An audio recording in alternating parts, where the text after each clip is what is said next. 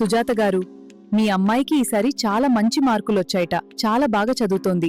ఏమైనా ప్రత్యేక శ్రద్ధ తీసుకున్నారా? అవునండి. అందుకే మా అమ్మాయికి చదువులో సహాయం చేయలేనేమో అని మొదట చాలా భయపడ్డాను. కాని గత మెగా పీటీఎంలో టీచర్ గారు ప్రభుత్వం ఉచితంగా అందిస్తున్న దీక్ష యాప్ గురించి చెప్పారు కదా.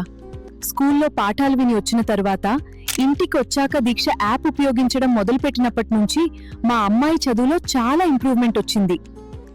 దీక్ష యాప్ అంటే ఏమిటి? దీక్ష అనేది విద్యార్థులకు అలాగే తల్లిదండ్రులకు కూడా చాలా ఉపయోగకరమైన లెర్నింగ్ యాప్. ఇందులో లెసన్స్ కి సంబంధించిన వీడియోస్, క్విజెస్, వర్క్ షీట్స్ మరెన్నో ఉంటాయి. అది ఎలా ఉపయోగించాలి? మనమందరం దీక్ష యాప్ను ఉపయోగించాలంటే ముందుగా మనం మన మొబైల్లోని ప్లే స్టోర్కి వెళ్లి దీక్ష యాప్ని ఇన్స్టాల్ చేసుకోవాలి. ఇన్స్టాల్ చేసుకునేటప్పుడు అవసరమయ్యే అన్ని పర్మిషన్లు ఈ స్క్రీన్పై చూపిన విధంగా ఇవ్వాలి. ఇప్పుడే డౌన్లోడ్ చేసుకోవడానికి ఉపాధ్యాయుల సహాయం తీసుకోండి. పిల్లల టెక్స్ట్ బుక్స్ లో క్యూఆర్ కోడ్స్ ఉంటాయి కదా, వాటిని దీక్ష యాప్ లో స్కాన్ చేస్తే లెసన్ కి సంబంధించిన వీడియోస్, యాక్టివిటీస్, క్విజెస్ వస్తాయి. టెక్స్ట్ బుక్ లోని క్యూఆర్ కోడ్లను ఏ విధంగా స్కాన్ చేయాలో తెలుసుకుందాం.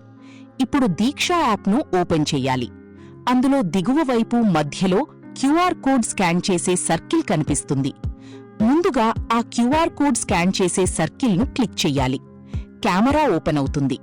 ఆ తర్వాత మన పిల్లల పాఠ్యపుస్తకంలోని క్యూఆర్ కోడ్ వైపు కెమెరాను చూపించాలి. అంతే.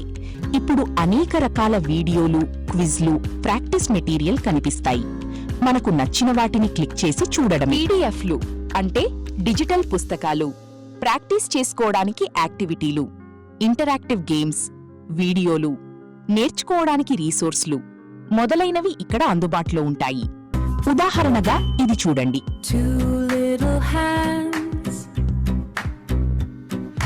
Clap and pat,